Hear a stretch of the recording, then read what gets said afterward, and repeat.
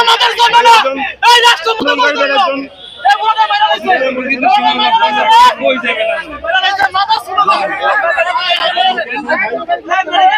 হাসপাতাল নিয়ে যান,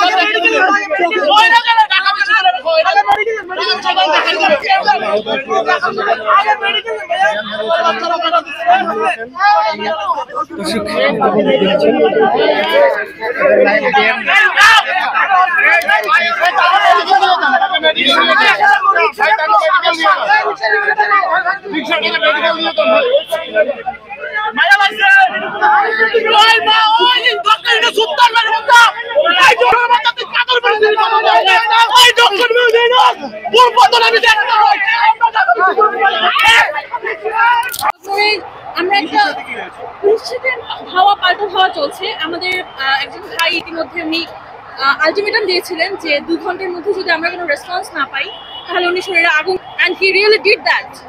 সরকারের এতটুকু ম্যাচুরিটি থাকা উচিত জুলাই আন্দোলনের মতো একটা আন্দোলনের পর স্টুডেন্টদের অ্যাবিলিটি সম্পর্কে উই হোপ যে সবাই অলরেডি ধারণা রাখে।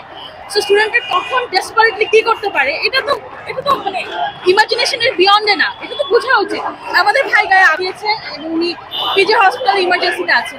আমরা বিশ্বাস করতে চাই যে সেই বৈষম্য আসলে দূর হয়েছে, কিন্তু বেসিকলি আমাদের কাছে এখন এই মুহূর্তে মনে হচ্ছে যে আমরা একটা বৃহৎ বিপ্লব করছি এবং আলটিমেটলি ভিকটিম আসলে আমরাই, এবং ভিকটিম মনে হচ্ছে আমরাই হতে থাকবো। এটা আসলে কোনো শেষ নেই।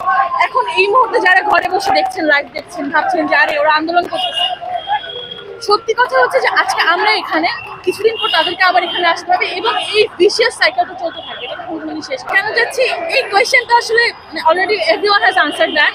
তারপর আমি আবার বলতেছি একটু বেসিক আইডিয়া দেওয়ার জন্য, সেটা হচ্ছে যে প্রত্যেকটা ব্যাচ একটা মিনিমাম টাইম ডিউরেশন দরকার হয়। দেখেন এখানে যারা আসছে সবাই অনেক পরিশ্রমী এবং এরকম এখানে অনেকে আছে যারা 3 বছর 4 বছর ধরে চেষ্টা করছে এবং ওরা একটা ফাইনাল রেজাল্ট মানে প্রিলিমিনারি রেজাল্টটা পাইছে।